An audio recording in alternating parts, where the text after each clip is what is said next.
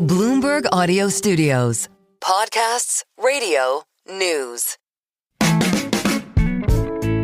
This is Masters in Business with Barry Ritholtz on Bloomberg Radio. This week on the podcast, I have an extra special guest. Kristin Olson is Goldman Sachs Global Head of Alternatives for Wealth. She's a self-described Goldman Sachs lifer. She went to the firm straight out of Georgetown 27 years ago. She's been running the alts group for the past 24 years. There aren't many people in the world of either wealth management or alternatives that are as knowledgeable and experienced as Kristin is. I thought this conversation about everything from private equity to private credit to real assets, including real estate and infrastructure investing, was absolutely fascinating, and I think you will also. With no further ado, my conversation with Kristin Olson. Kristin Olson, welcome to Bloomberg. Thanks for having me, Barry. Well, I've been looking forward to having this conversation. Alts are obviously a super hot topic these days. But before we get into that, let's talk a little bit about your background. You arrived at Goldman Sachs directly from undergraduate at Georgetown. What led you to finance and what led you to Goldman? So I would say, graduating from Georgetown, I actually wasn't sure what I wanted to do. Mm-hmm. I was interested in corporate finance, but I was particularly drawn to the idea of joining a big analyst class with great training at one of the big investment banks. Mm-hmm. And then I would say I was fortunate enough through the interview process to land at Goldman Sachs. And that turned out to be, a fantastic place to start my career in investment banking, in the financial institutions group. And you started as an analyst in investment banking. Did you go the whole CFA route, 1, 2, and 3? Nope, just 2 years. I got my CFA as an analyst at Goldman Sachs. That was my training. 2 years in FIG. And then how did you end up pivoting to alts? It seems so different to go from transactional banking, especially when you started heading right into 2000. What was the appeal of alts? Well, it's funny. I didn't go directly into alts, so it took a little segue. So in 2000, as a third-year analyst, I wanted to do something different. It's hard to think way back then. That was the dawn of the internet. Mm-hmm. And everyone was going to work on different .coms, different startups. And I took a little bit of a safer route and decided to work on the Goldman .com project. Which is what? Which was really their own build out of their own website?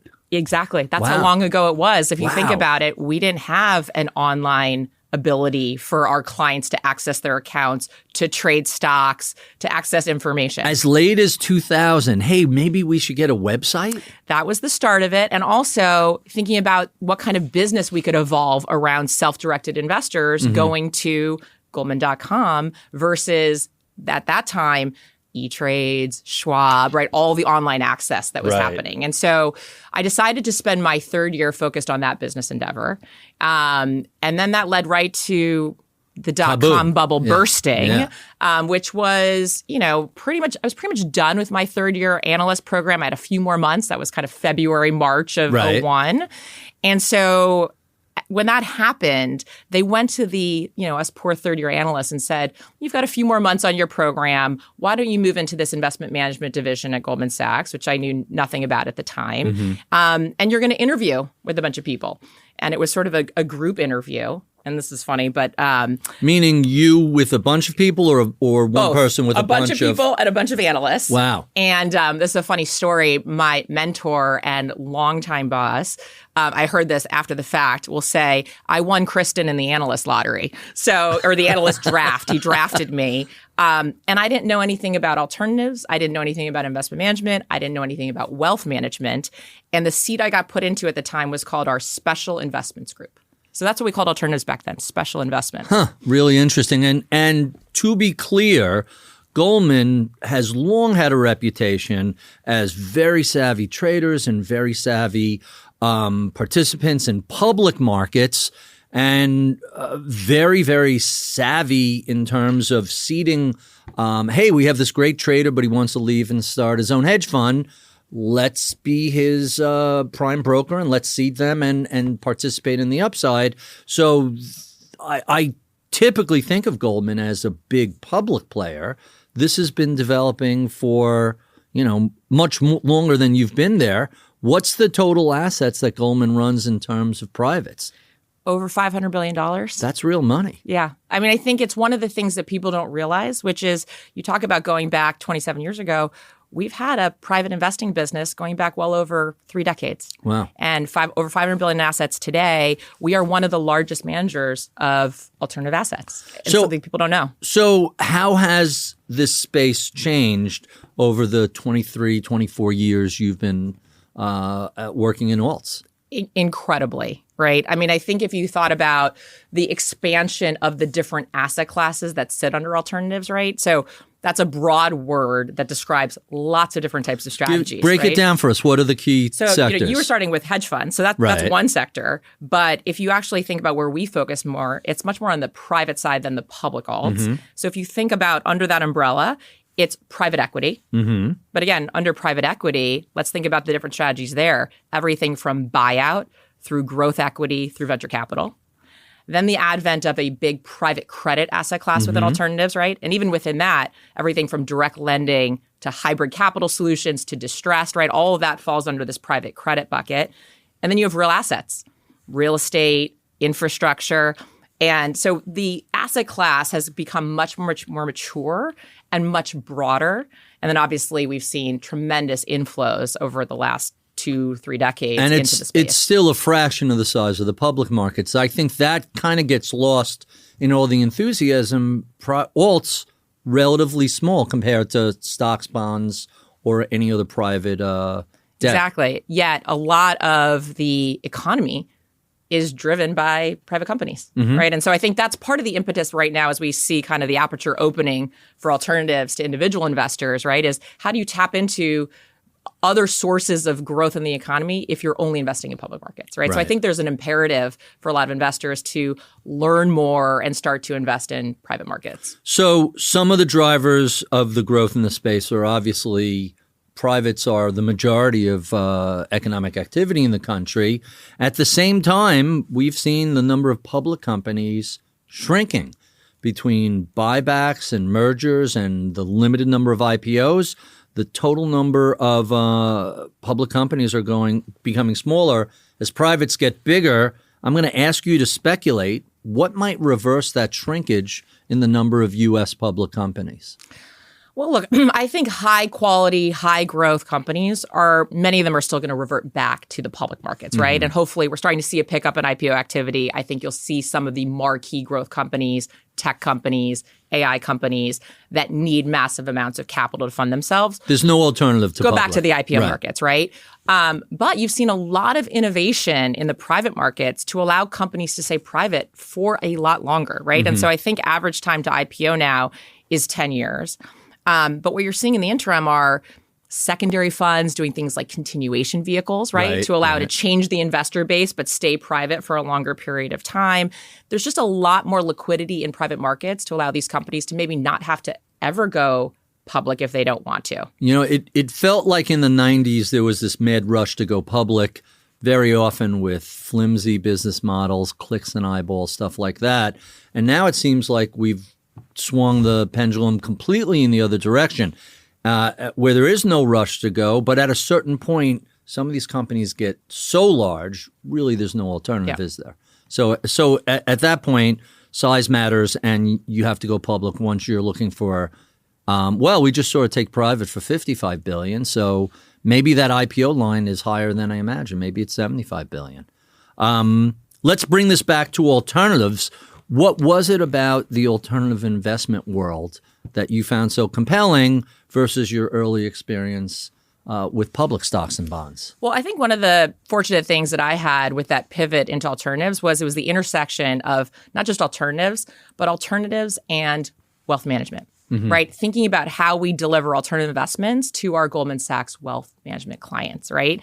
And you think about the industry, it really started alternatives focused on big institutions, pension funds, endowments, sovereign wealth funds. But actually at Goldman Sachs, we've been investing in alternatives for our wealth clients for over 30 years. And so that intersection's been really interesting. And obviously, fast forward to today, the intersection of wealth and alts is a topic that you hear about pretty much every day. Right. When I think about the original institutions, you think of the Yale model and David Swensen, and what was that, the early 1980s, something like that. So that's 40-something years ago. You guys have been doing this for 30 years. Not only has that market changed, but there's been strategy and culture changes over the same period. Explain what you've observed and how you've helped shape this. Yeah. So look, I think the process of allocating to alternatives for individual investors, we've sort of honed and shaped over the last, 25 years. Part of that starts with what do we advocate in terms of how much our clients should have in alternatives, right? So go back to, when I started doing this in 2001, for a moderate risk client, we already had at that point a 20% or so allocation to alternatives. Fast forward to today, we would tell a moderate risk client they should have closer to 27% of their I've heard some people say 60-20-20 is the new 60-40. Is that just a cute line, or is there anything to those numbers? No. I think we're heading in that direction, right? I think for the clients that can withstand the illiquidity, which we should talk about, right, and understand kind of the risk return of alternatives, the idea of having a 20% or so allocation to alternatives is something I think we're going to talk about a lot more across all levels of investors. And it sounds like, given that even where current rates are, it's still historically relatively low, which means we're not seeing a lot of yield on the fixed income side of the ledger. If we're talking 60-20-20, it sounds like all or most of the shift into alts are coming from low-yielding bonds.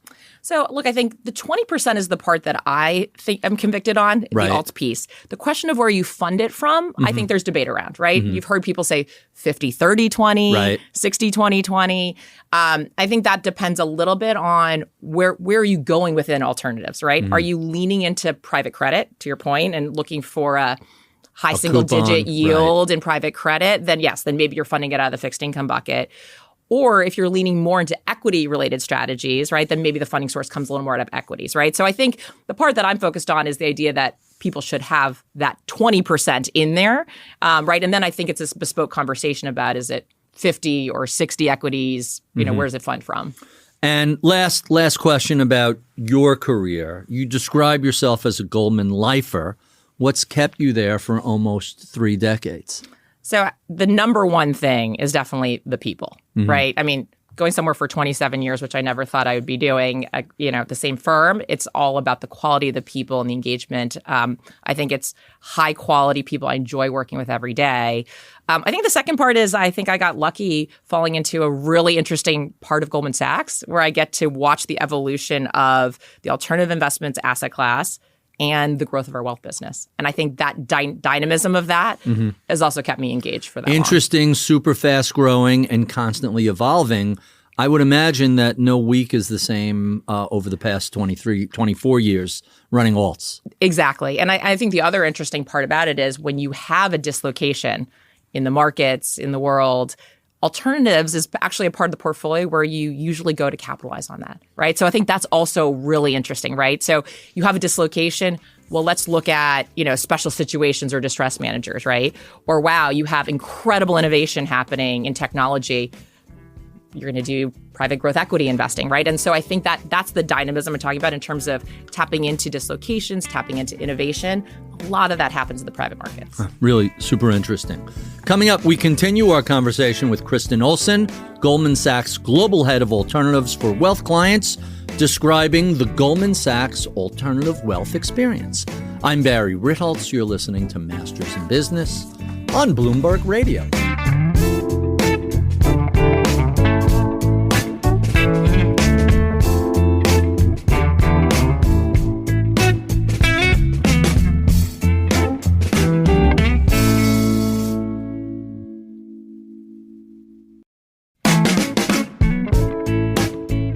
I'm Barry Ritholtz. You're listening to Masters in Business on Bloomberg Radio. My extra special guest this week is Kristin Olson. She is Goldman's Global Head of Alternatives for Wealth.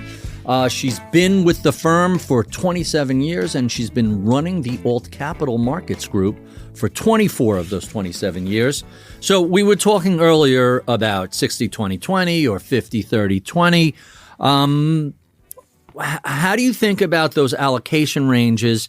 how do you determine what's the best recommendation for an ultra high net worth client portfolio, who maybe they're not all that familiar with alternatives, but they want to diversify and have a little bit more of non-correlated returns? So I think we are blessed at Goldman Sachs to have the benefit of our CIO and our investment strategy group. So that's sort of where we start, right, in a conversation with a client, which is how much of the portfolio should we have in alternatives? And we need to look at a lot of factors in terms of risk tolerance for illiquidity. What are they looking to derive from that portion of the portfolio? But sort of as a starting point, we talked a little about this earlier, we would talk to a client who has a moderate risk appetite about having 27% in alternatives. And so we'd have that conversation around, does that feel right? Is that the number that we want to get to? And then once we're there, then it becomes, how do we get there? Because that's actually the really hard part in alternatives. When you say how do we get there, how do we over time allocate from some other bucket into the alts bucket? Exactly. And the complication is traditional private alternatives are capital commitments that generally call down capital and make investments over 5 to 10 years. And so there's a lot of art and science of how do you get to 27% in alts, right? It's going to take you 5, 7, 10 years to get to that target as you sort of ladder into these different commitments that you make. So we spend a lot of time with clients talking about that process. So I'm very familiar with capital calls, typically from venture capital funds, occasionally for some oversubscribed funds that you do all the docs and then you wait for a window to open up where they'll take your money. I don't usually think of private equity or private credit in those terms, but you have a whole lot more experience in this space than I do. Is that what typically takes place? Someone says, hey, I want to commit up to $10 million to this fund. How long does it take for those capital calls to come in? How long is the client waiting, and then what are they sitting in while they're waiting? Are they just sitting in treasuries? Yeah, and this is where alternatives are complicated, right? So if you thought, we'll talk a little bit about where alternatives are going, right? And we can talk about evergreens and open-ended, which kind of get rid of that capital call dynamic. Right. But if you thought about ultra high net worth clients who historically and continue to really invest in traditional closed-end alternatives, you need to be very close to that client and how you build that portfolio year in, year out, making commitments. They are going to call capital in private equity, in traditional private credit funds, in real asset funds. Generally, it's a 10-year fund, and they're making investments over the first 5 years and trying to harvest those over the second 5 years.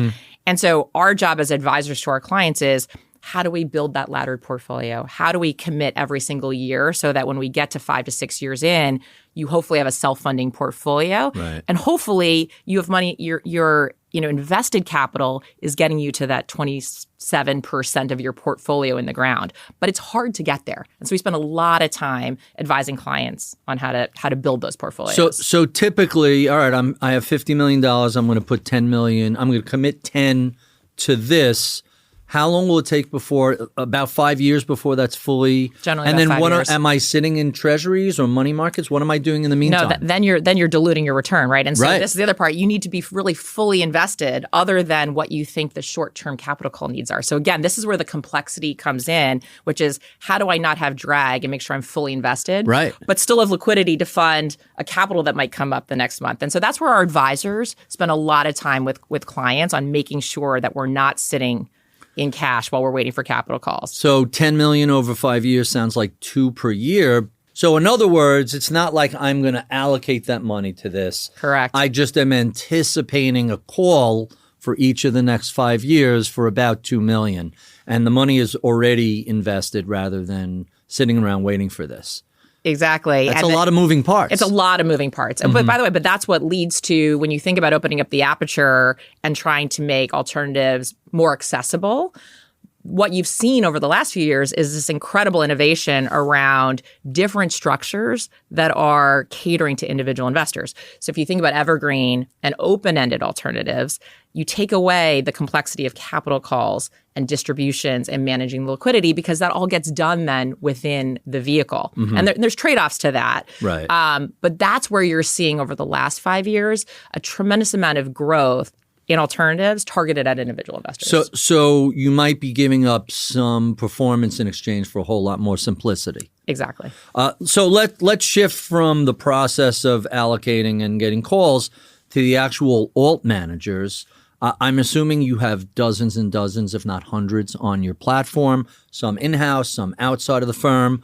How do you start the process of figuring out what do we want this spread of managers to look like? Yeah, so that's what I think we've spent a lot of time focused on. I think our North Star is how do we have the best platform of opportunities for our clients?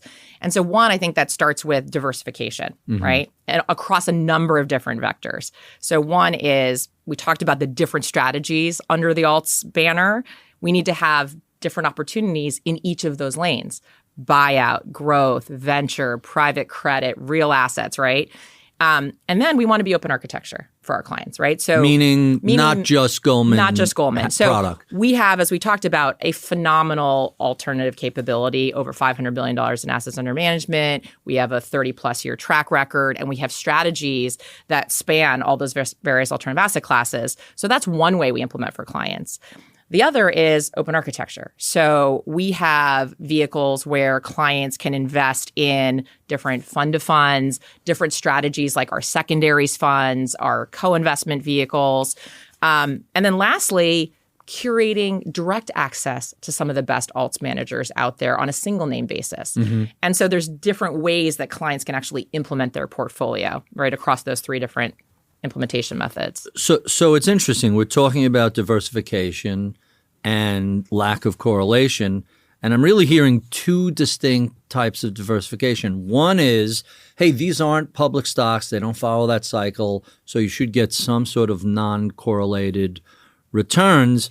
But within each of the major subgroups of alternatives, and then across those groups, this should be somewhat non-correlated? Is that a fair, somewhat uncorrelated? Yeah, look, I think what clients are looking for in alternatives is diversification. So, different return drivers than what they're getting from public markets. Hopefully a lack of correlation to those markets, and alpha to those markets, meaning outperformance relative to what they otherwise would have gotten had they gone in the public markets, right? So when we think about returns in alternatives, some of it is absolute, right? So what type of returns are those managers underwriting to in the portfolio? That's an absolute target. But then there's also a relative target, which is how do we think about the premium you're getting for that illiquidity, right? So if I'm going to tie my money up in a 10-year private equity fund, I want to be paid for that illiquidity. And so then we think about, am I getting several hundred basis points a year better return than had I put that money in at the same time and taken the money out at the same time from the relevant public market benchmark, right? Then I think I've been rewarded. If I've gotten 300 basis points a year or something in that ballpark better than the public alternative, then maybe you would say it was worth it for that illiquidity. Well, that's the whole idea of the illiquidity premium, right? Exactly. That not only are you getting paid for illiquidity, but it becomes a somewhat less efficient market, which means there's greater opportunity for upside. Exactly. I mean, look, the private markets, they have a lot more information than the public markets. Many strategies, they have control, right? So they can actually change the outcome at their portfolio companies. They can change management. They can change strategy. A lot of different ways to drive return that are not available in the public markets, right? So given the fact that information is so important and so different than publicly traded stocks and or bonds, how do you start out doing the due diligence? That has to be like a giant lift, especially if you have a few hundred managers on the platform. Yeah. Look, I think most investors need to seek the help of, a professional organization that can help them do that diligence. So I think for us, we have a group called our External Investing Group. It's over 400 people globally. Wow. It's 250 people doing manager selection and diligence.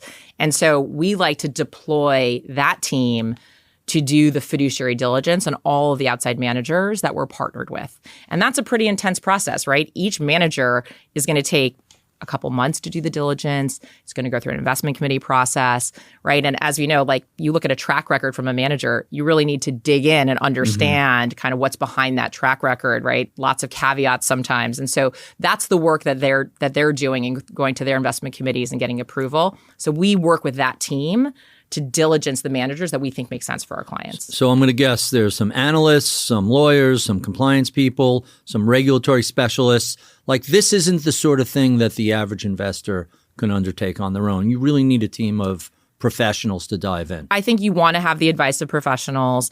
The other part that we've found is we talk about diversification being so important. So when we think about an individual investor, I always think there's a couple of vectors of diversification for them. One is diversification of strategy, which we talked about under the alts umbrella. Number two, diversification by manager, right? You want to work with different managers. And then diversification by vintage year. So we think it's very important for clients to be pretty programmatic about making allocations every single year. Because again, you don't want to market time.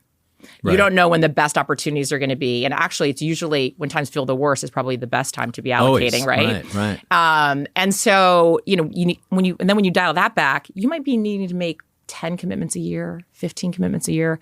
How can you diligence enough managers to decide that you've picked the best one, right? And so it gets very challenging and very complicated. And that's why you see a lot of individual investors partnering with an advisor or an advisor that has diligence capabilities to help navigate them through who are the best managers in each of those lanes. So diligence is the first step, and that is all the legal and other paperwork that has to be done.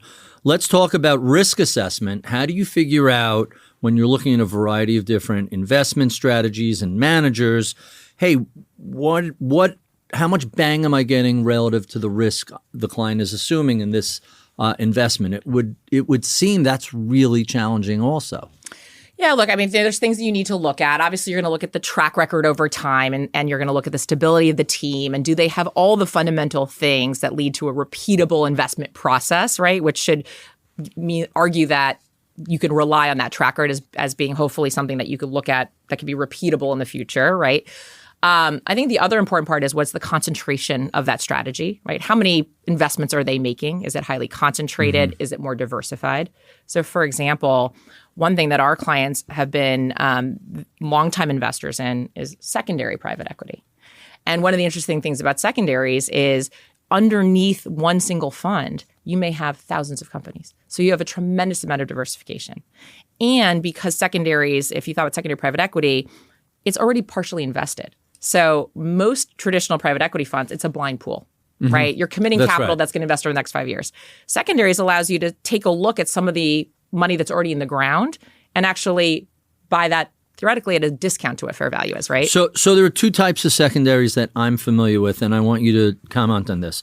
One of them is, hey, a co-investor in a fund suddenly has a change in their liquidity needs, and hey, we're willing to sell this for 15% discount from what the last closing date was, so you get to buy in an earlier vintage at a discount.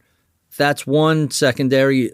Is that something you were talking about? So that's an LP secondary, right? It could be a big institution that, for whatever reason, wants to saw that earlier this year. Rebalance their portfolio. Big university that has liquidity needs, right? Will look to go and get liquidity in the secondary market. It could be individuals. So that's sort of a traditional LP secondary. So the other thing I occasionally see is, hey, one of our portfolio companies suddenly is adding this or pivoting in this direction, and we're comfortable with how much us as a fund are putting into this company, and we're going to continue maintaining this investment, but they need additional capital. Do you want to do a one-off side pocket, or people call it all sorts of different things? How often do you see that sort of thing come up? So when you look at the secondary market, you have the LP secondaries, which you just talked about. The other would be GP-led secondaries. So that's not initiated by the LP in the fund. It's actually the manager of the fund, to your point, saying, hey, we have a company that we don't want to sell right now. We want to continue to own, but we need to find new capital to fund it, right? So you might want to take out some of the old investors. The GP might want to roll their capital, roll their incentive fee. So that's the GP-led secondary, also called a continuation vehicle. Many times you're hearing a lot about this. And so that's another part of what we do within our secondary franchise that our clients have exposure to. Really, really interesting. Coming up, we continue our conversation with Kristin Olson, Goldman's Global Head of Alternatives for Wealth, discussing the state of alternative investing today. I'm Barry Ritholtz. You're listening to Masters in Business on Bloomberg Radio.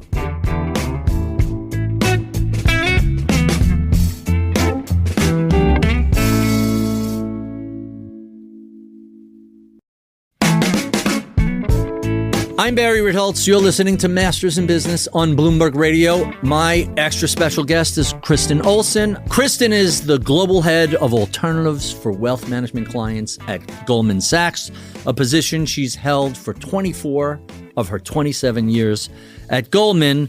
So before we get into the state of alternative investing today, I'm fascinated by this big survey you guys do each year. Over 1,000 clients and other people participate in it.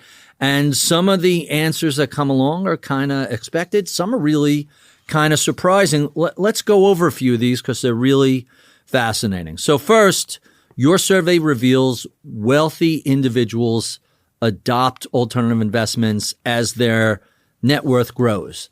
That wasn't a surprise. Not surprising. But some of the specifics, some of the percentages were really like, wow, look at that. Tell us a little bit about the response you get to that survey question. Yeah. So, first I would say this is our inaugural survey. So this is the first time that we're actually surveying a broad universe. Put me on that list. Investors. I want to see that data every year. I'm a junkie for that sort of stuff. So, and I think part of the impetus for that too was just what we've talked about, sort of the incredible interest by individual investors in figuring out, should they invest in alternatives? How do they invest in alternatives? And so that was sort of the impetus to this, opening the door to alternatives survey that we just did.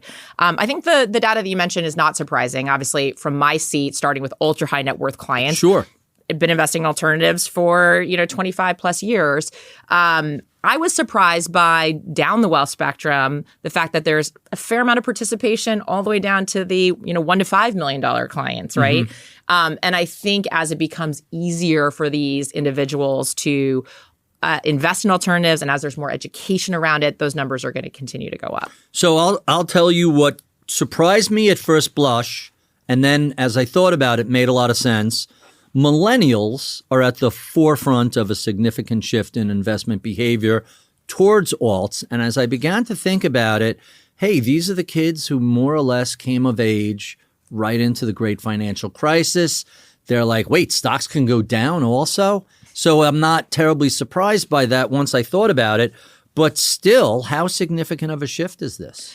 Look, I think it's one to watch. Obviously, we're just starting to see it and, digesting the survey results. But, one part I think about as millennials is their interest in accessing innovation, right? Like this is a digital first generation. No doubt. And so when you think again to our earlier comments, how do you access innovation in healthcare, in tech? A lot of that is in the private markets, right? And so I think part of that also might be the reason why you see millennials, being more inclined to alternatives and being sort of kind of this shift in behavior. So let's talk about the percentage of people whose wealth is professionally managed. And obviously the data set that this question goes to is pretty significant. But 59% of wealth amongst 1,000 individuals surveyed were professionally managed. And I kind of scratched my head about that because my assumption has been amongst the ultra wealthy, it's even higher. Just as a matter of, hey, I don't have time or interest in this amongst most people. They're running their business. They're continuing to accumulate more wealth. But I'm curious about who was the data set this went to, and what do you think of that 59% number? High, low, somewhere in between? Well, so it went to 1,000 investors, $1 million of investable assets plus, and 25 years old or older. So not necessarily Goldman Sachs clients. So not necessarily the ultra high net worth. And frankly, part of the intention was to try to get a better sense for the broader individual market, not just the ultra high net worth market. I think, we have a long history in our wealth business. We know the ultra high net worth space very, very well. And I think in that space, if we were to run the survey, very high percentage. 80, 90%. Exactly, right? Like that, right? So my guess is that not professionally managed piece are more self-directed at the lower end of the wealth spectrum would be my guess, and maybe younger. Right. When you see BlackRock at 12 trillion and Vanguard at 11 trillion, hey, someone's running their own portfolio. So it would make sense 41% or so of people, if not more, are doing it. It's really interesting to think about what is the mass affluent doing? What is the high net worth doing? What is the ultra high net worth and multifamily office doing?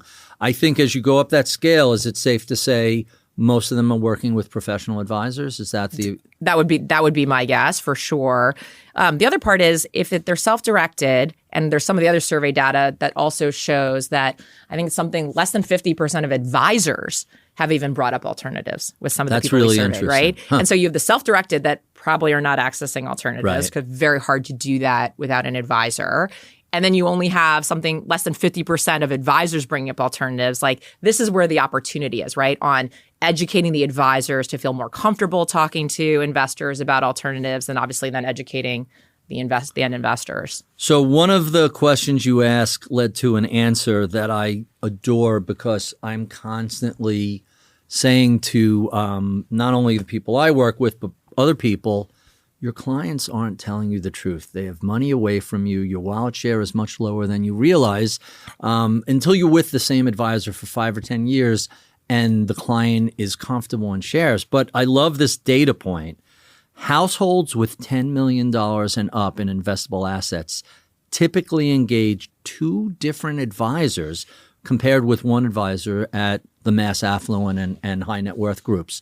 Tell us a little bit about that dual advisor approach. We're not saying 2 people at the same firm. These could be 2 completely different firms. I think as people go up the wealth spectrum, they want to have different options, different viewpoints, have some capital at different firms. A little diversification internally. Exactly.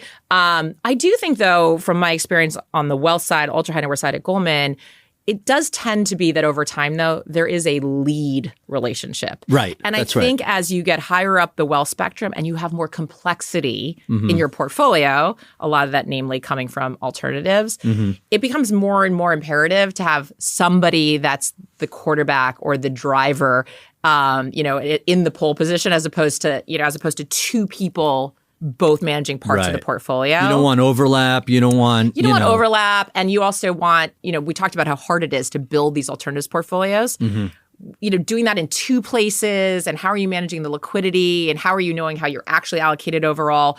I think you start to see this shift to one advisor really being the lead advisor and the other advisor maybe being a secondary advisor. So as much as I thought that was a fascinating data point, this one kind of terrifies me.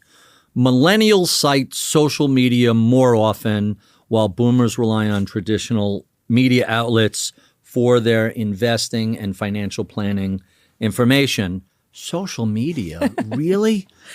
Well, one of the things that I say, and I'm definitely not a millennial, but, if you go even on your LinkedIn feed, you see videos or, on Instagram from major alternative investing firms, right? And so you can see why millennials I don't know what percentage of their time they're spending on social media, but naturally these ads and these videos are getting served up to them there. So it seems logical to me then that that's where they're going to.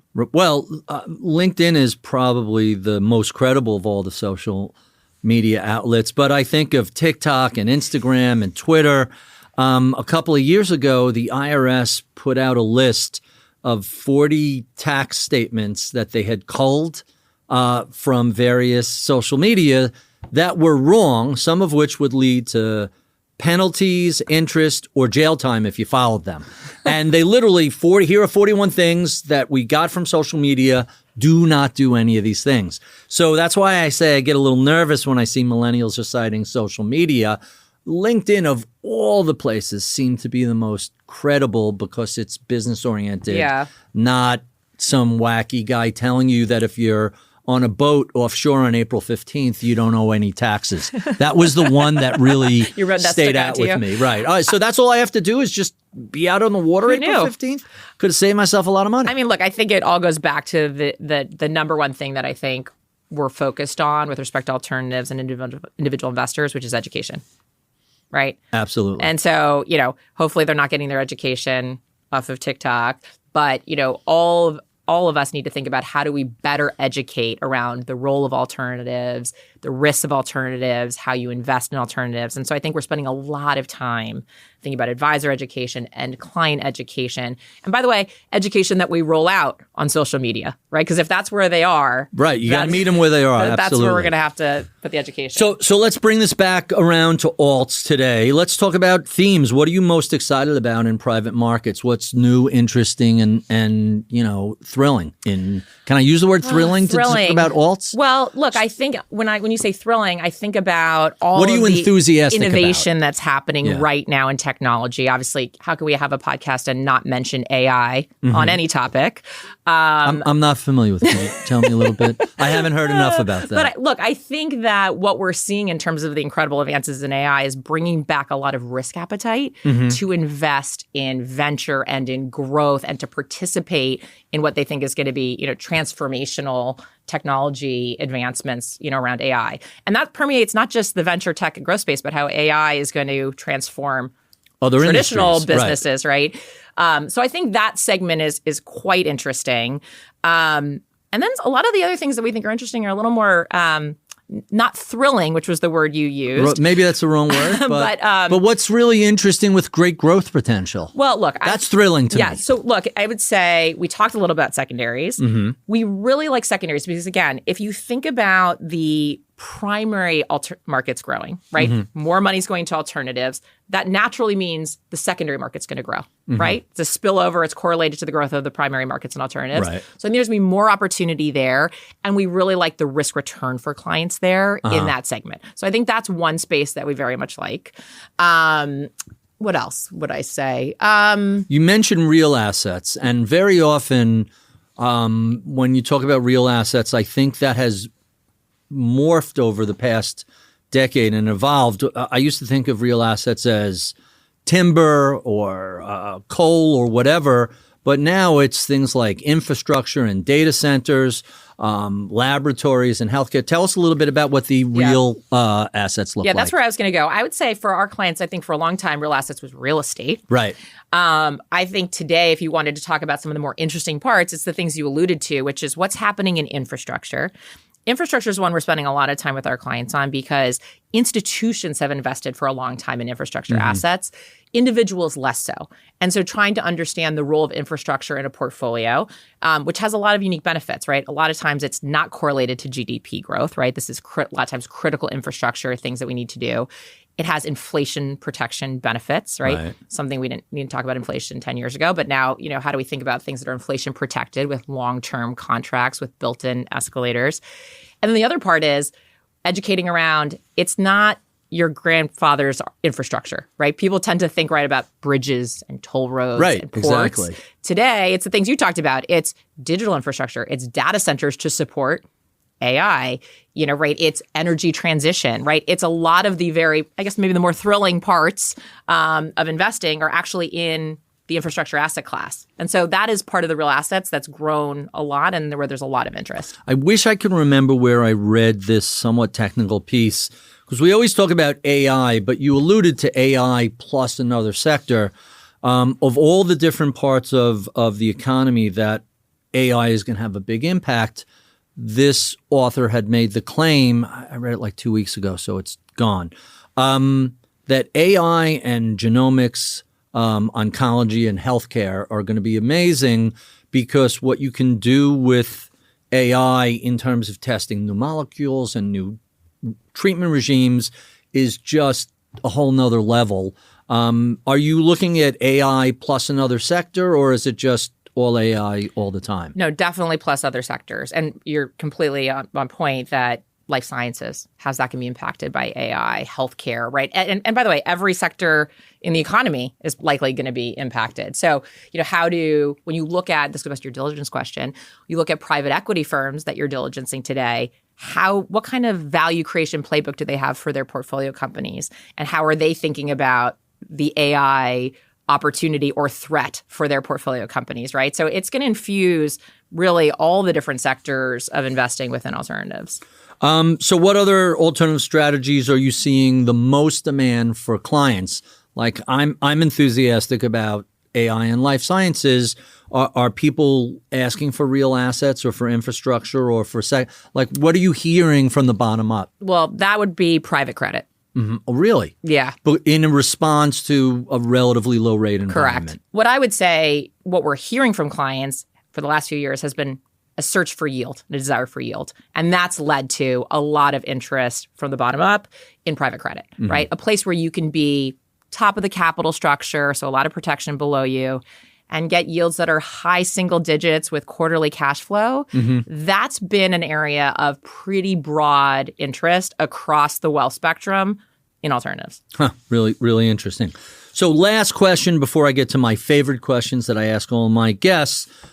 When it comes to alternatives, what are investors not talking about or thinking about, but perhaps should be? What sort of, it could be asset, data point, policy. What's important that they might be overlooking? I guess the thing that comes to mind for me right now, and we think about the advent of all these evergreen, open-ended perpetual funds. And there's been a lot of enthusiasm, a lot of growth.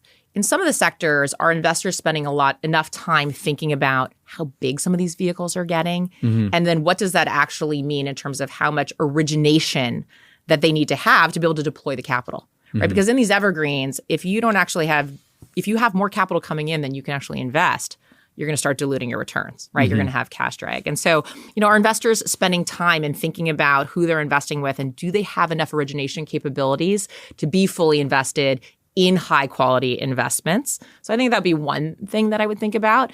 The other thing that I'm interested to see how it evolves is, we're new in this perpetual evergreen alts space, last 5 years. How do we start to see performance divergence over the next 5 years, right? I don't think we've seen a lot yet because we're still in the early innings. And so I'll be curious to see how investors react to performance divergence or negative performance on some of these, and what happens. Do we see redemptions, or are investors long-term minded, and do they stay the course? Really, really interesting. Let me jump to my favorite questions that I ask all of my guests, starting with something that you hinted at but didn't expand on. Tell us about your mentors who helped shape your career. So I have to mention Eric Lane. So he was the one who won me in the analyst draft. And I then worked with him for decades. And I owe, a lot of my success to Eric. And part of it is we sat in like a trading desk type of format when I started. And the benefit of that was just getting to hear him on the phone every day with clients and see how he managed difficult situations, how he explained things. There was an ability to sort of really apprenticeship right next to him. And the other thing that I just really loved about working with Eric, and maybe I hated at the time, was he would throw you into situations that you felt ill-prepared for, but he knew you could handle. Deep end of the pool? Exactly. And sort of just forced you to go into the situations that you may have not thought you were ready for. And that really allowed you to sort of step function, I think, improve in your job and really learn. And then he was always there to support you if it didn't go as well as you would have liked. Really super interesting. Let's talk about books. What are some of your favorites? What are you reading right now? So I've really been enjoying the Walter Isaacson biographies. And we talked a little about life sciences, and one that I was going to say, which one are you? So I have Leonardo sitting on a night table out east waiting for me to attack. I haven't gotten to that one but yet. But it's like, it's giant. Yeah. So I actually just finished the one on Elon Musk. But the one that I really liked was Codebreaker, about Jennifer Doudna, who discovered CRISPR. All right, next question. What are you streaming these days? Give us your favorite podcasts, Netflix, Amazon Prime. What's keeping you entertained? I just started watching an old series. I'm only 2 episodes in, which is Scandal. So that's what I'm watching right now. Little Washington, D.C. intrigue. In terms of podcasts, of course, all the Bloomberg podcasts and yours. You don't have to do that. That's But actually, if I were to say one that I listen to from time to time just for some comedy, Smartless. I love that. I'm a big fan of Jason Bateman, not his sister Justine. They always have great guests, and they're so funny. So I've interviewed Michael Lewis a million times, and after his daughter was killed in a car accident, they had him on, and it was a few months later, and he describes the grief process. He's just such an extraordinary human being. To listen to someone share that, it was both amazing and terrible at the same time. But they're always fun, and they all seem to torment each other. Yeah. They're very amusing. Final 2 questions. What sort of advice would you give to a recent college grad interested in a career in either alternatives or wealth management? Well, I think that the benefit that a recent college grad has is there's so much information at their fingertips to get smart and to be interested and to learn about the industry before they come into it and to be really well educated. It was a lot harder 27 years ago, right? Now everything's at their fingertips. So I think be prepared. And then don't be scared to network, right? Use your relationships, meet people, reach out. I think that would be the best advice. Really, really good. Final question. What do you know about the world of alternative investing today? Would have been helpful back in 2000 when you were moving into this space? Well, I think about it a little bit personally, which is, we have evolved a lot in how we advise clients to invest in alts. We talked about the process. How do you think about sizing and building it out year in, year out? And if I look back to when I started, I definitely didn't have that rigor in my own personal investing in alts and definitely undersized, was not diversified enough. And so I think I wish all of the rigor we've put into it I had known back then in terms of how we were building portfolios personally and for our clients. Really super interesting. Kristen, thank you for being so generous with your time. We have been speaking with Kristin Olson. She's Goldman Sachs Global Head of Alternatives for Wealth. If you enjoy this conversation, well, be sure and check out any of the 568 we've done before over the past 11 years. You can find those at Bloomberg, iTunes, Spotify, or here on YouTube, or wherever you find your favorite podcasts. And be sure and check out my new book, How Not to Invest, The Ideas, Numbers, and Behaviors That Destroy Wealth, and How to Avoid Them, How Not to Invest, at your favorite bookseller. I would be remiss if I did not thank the crack team that helps put these conversations together each week. Alexis Noriega is my video producer. Anna Luke is my audio producer. Sean Russo is my head of research. Sage Bauman is the head of podcasts here at Bloomberg. I'm Barry Ritholtz. You've been listening to Masters in Business on Bloomberg Radio.